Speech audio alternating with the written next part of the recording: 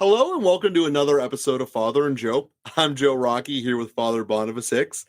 And Father, today I want to talk about something that might be my misinterpretation of the Bible, but I think it's one of these things that you're supposed to bring part of yourself when reading scriptures. That was one of the things I was always taught. You've hit upon that before in our past.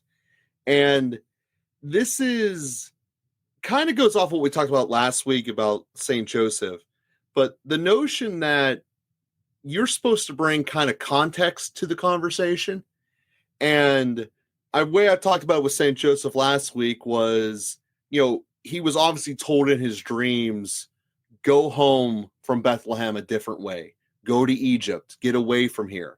But he also had context clues around him that these Romans are increasing, the police are around, the army is coming in, they've had bad intent for a while. It wasn't that he didn't see this stuff as well. It wasn't just one, I'm totally in darkness and now I know everything type moment.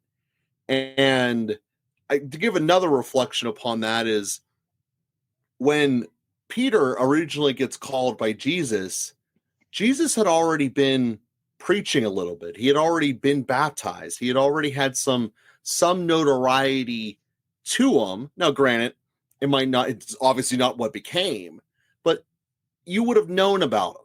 And it wasn't like, at least this is my interpretation, he had never seen this person before, and out of the blue, I just knew instantly from seeing him.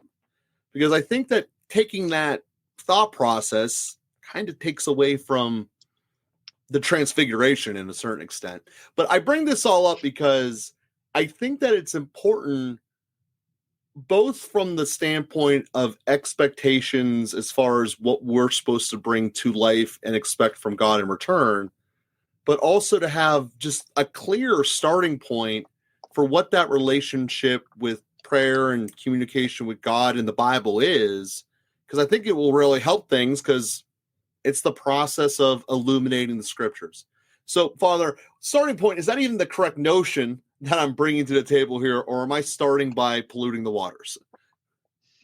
No, I think you said it well, Joe.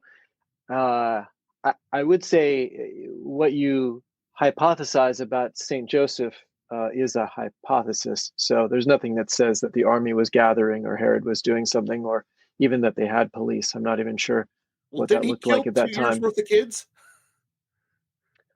Uh, it it actually is a little bit unclear how many children were in Bethlehem and what the slaughter of the innocents would have consisted of. But that happened after Joseph left. Mm-hmm. So it could have been a single person that killed those, anyway, we don't know the Fair enough. details of how that worked out. That's not to say that but this is kind of the point that you're bringing up is, can we imagine and flesh these things out? And this is the kind of thing that works like Father Edward Lean or Fulton Sheen or Romano Guardini have all written, kind of narrative accounts of sacred scripture, trying to turn and enhance with detail. It's the kind of thing that Jesus of Nazareth or the Nativity story or other movies, and now the Chosen series in a very extensive way, are trying to do, is to flesh out in historically accurate terms what these things would have looked like based on the more sparse language that's there in sacred scripture, knowing, as I mentioned the last time that you're referring to, that when scripture doesn't say something, it presumes what is normal, that it teaches the extraordinary. It doesn't necessarily teach the ordinary. So it didn't have to say that whatever, Jesus and Mary and Joseph looked like Hebrew men and women. We presume that they were, and so what they looked like, it doesn't have to describe that in a lot of detail. And those details are not necessary for understanding the message of salvation history that's being communicated. And so what would Herod have done to slaughter innocents? I don't actually know, but some people have a good idea based on historical accounts, and it might be exactly as you said. So just to be clear, I wasn't saying that you're wrong about what you said, but just you said something like, we know that, and I don't actually know that, but there may be somebody who knows that, because that would be Okay, a well, yeah. normal. So when I say we know that, I go off of just the knowledge of human nature. I get that some people just snap and bad things happen, but normally there's a buildup and you can kind of feel it. You might not literally see the presence around you, but you can sense it. So That's even more vague. I'm sorry, I made so it this is less. yeah, so this is actually and again, I wasn't I'm bringing this out in order to press into, I think, the uh, answer to your question, which is, how what did a person do in those days? So police, what's a policeman? Did they have a police force? I don't know what ancient Rome looked like and what the Hebrew governance in ancient Rome looked like, but somebody does. And this is what we call historical critical research, or historical critical interpretation of the scripture. And this is precisely the manner of understanding the scripture that developed, well, that was renewed, I should say, using various other the historical sciences, as an approach for understanding the literal interpretation of the scripture. What was the historical reality? We have to ask these questions, and then we have to look up these questions. So another thing is like the coin that Jesus refers to, and it had Caesar on one side, and give to Caesar what is Caesar's, these kinds of things. We actually have some of those coins, or in other cases where he's referencing coins, we can find those actual coins. And so the Bible doesn't need to tell us what the coin looked like. History tells us what the coin looked like. Now, getting the right history, and that's created another kind of cloud of confusion in some cases, because history will say, oh, well, in fact, with the slaughter of the innocents, you said, well, didn't they kill? Well, there's no record of that historically. So what does that mean? Well, then let's look at what would have the population of all the children under the age of 2 been in Bethlehem at that time? Well, actually, maybe a small enough number of people that it wouldn't have, like, that kind of thing was common enough that it wouldn't have made it into the historical records as a massive slaughter, or something like that. So that's where history serves us, although, with all of the uncertainties of history that keep growing as we get more evidence and do better archaeology and find more accounts and put more things together and things like this. And it creates quite a beautiful convergence of these human sciences with the sacred science of interpreting sacred scripture, again at the literal level. So what did the slaughter of the innocents mean in the scheme of salvation history? That's a different question than how did Herod go about killing these children, and how many children were killed. That's a different question than what it means. What it means, we always want to interpret through that theological lens, according to the mind and heart of God that has come to us in faith and baptism and the church's interpretation and everything else. But how many innocents were killed? When did it happen? How was it prepared? That's a question that we can answer with the historical sciences. We don't need the Bible to give us all of those details. And so that's where there's really interesting blending together of some of the work of human sciences together with prayer, reflection, discernment, theology, etc., how those things fit together.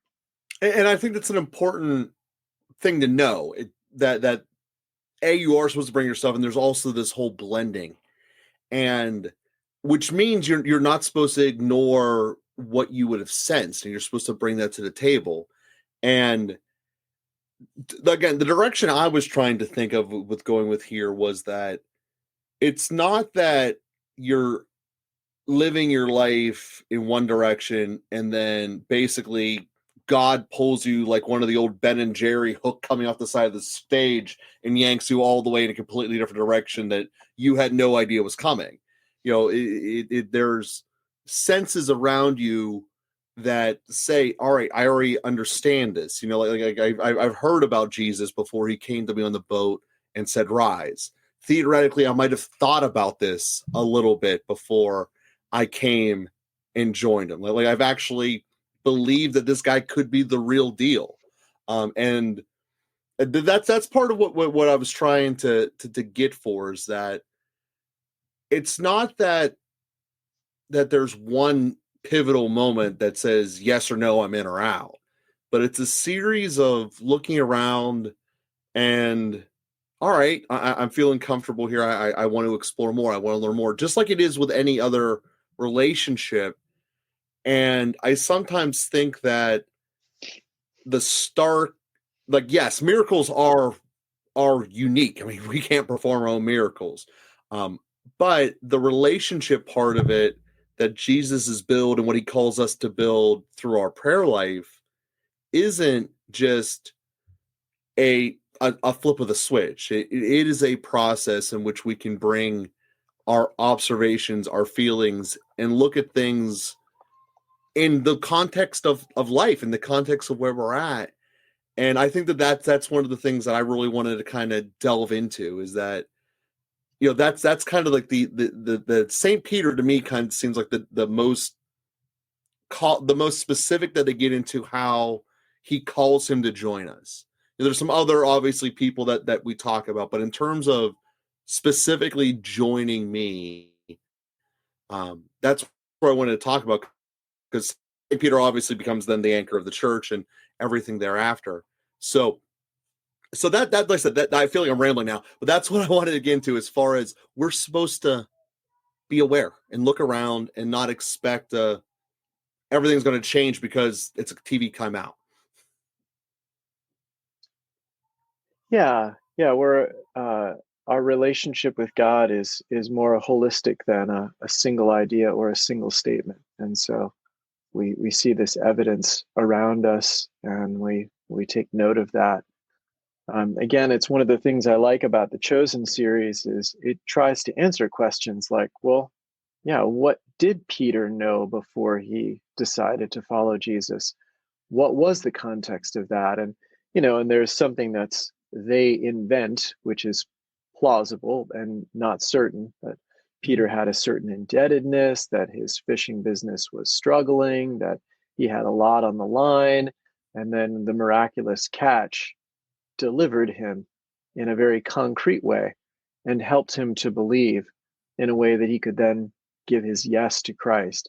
And he had heard about him. Andrew had had an encounter and made some mention, and there was some buzz about him. So just sort of reinforcing what you're saying, that the Chosen series does a nice job of just elaborating that a little bit more with some things that are hypothetical but reasonable, and giving a meaningful context for Peter's rather radical decision.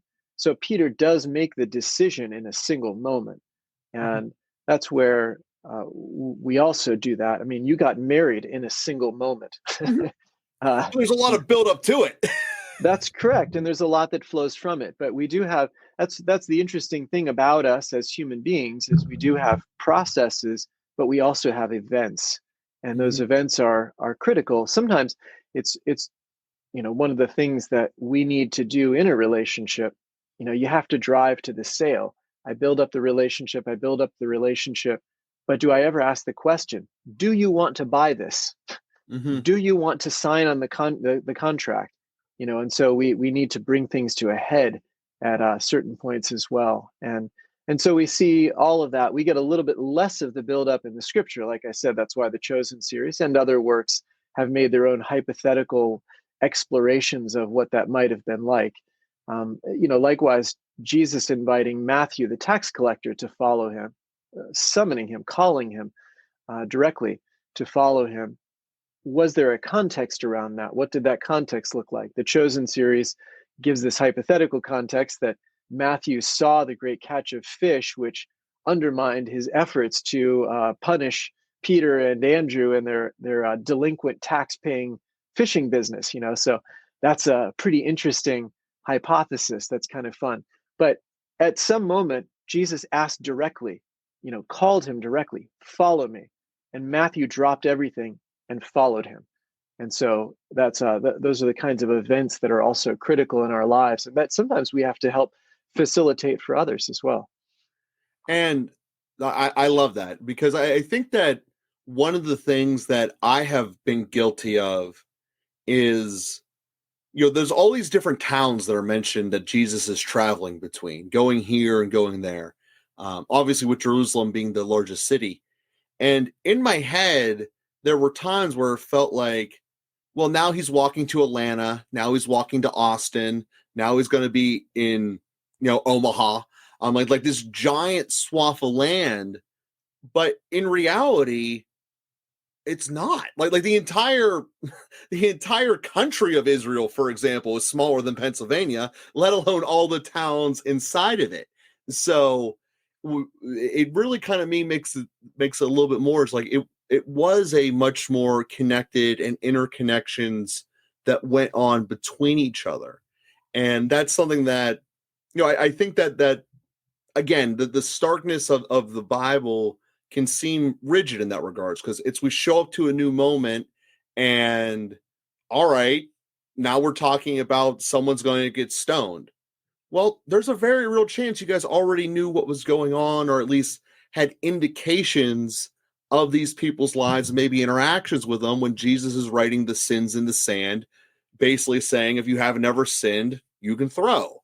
And then, obviously he's God. He knows what all the sins are, but as people, we know what other people are into that's wrong.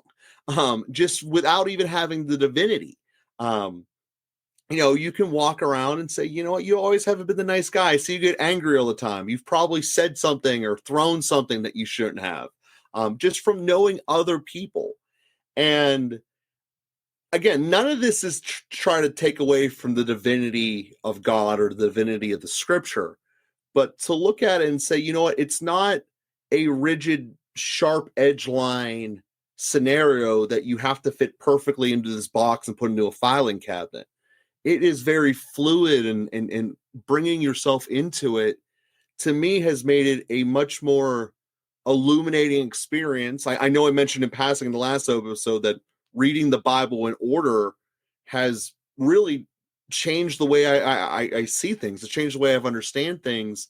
And part of it is this, well, these guys aren't in little bubbles. It's not like, boom, he teleported, now he's in a different city. Like, he actually traveled there and he actually spent some time in these places.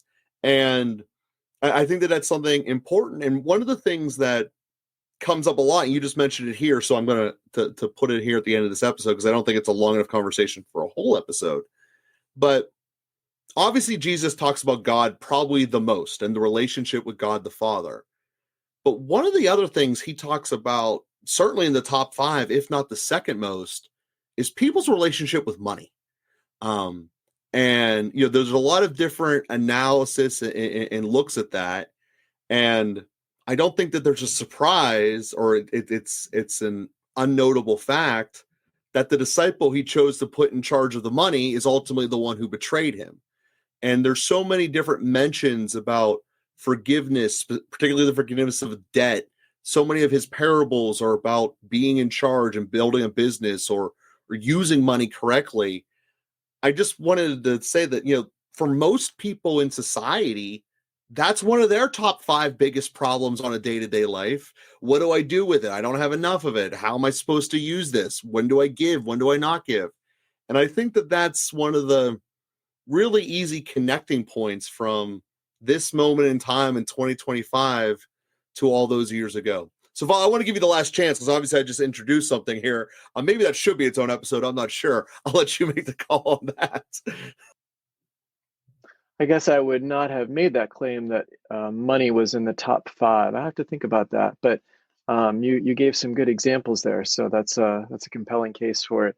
And we can say that the main idols that we struggle with are money, honor, power, and pleasure, which are all things that promise eternity. They promise they promise something much greater than themselves. And so they're all good, of course, but they can become gods. And that's where we have to be particularly careful. And certainly money can be that for individuals. I watched a nice interview between Arthur Brooks, who's a very faithful Catholic and prominent author and scholar, and Jordan Peterson. And Arthur Brooks examined Jordan Peterson on which of those four idols is the one that he's most in danger of idolizing, I suppose. So which of those four areas? So that's a nice question for us too. Money isn't a problem for everyone. Power isn't a problem for everyone. Pleasure or honor are not a problem for everyone. But one of those is probably a problem for everyone.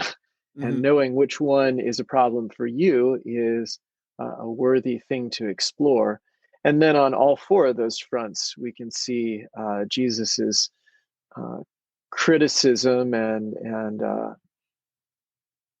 his probing the heart around attachments and idolatry in those different areas. And so that's a good thing for us to focus in on the one that matters. And you did a nice job pointing out some of the scriptures specifically tied to money, and that can provide some little examination around our own hearts on that subject. Well, thank you. And we thank everyone for listening today. I know I haven't mentioned it in a while, but we are hitting great numbers constantly. We have never done any advertising for this show outside of word of mouth, and we owe it all to you guys, the listeners, for helping us grow. So clicking direct share and sharing these episodes has been tremendously helpful. We thank you all for being with us, and we will be with you again next week.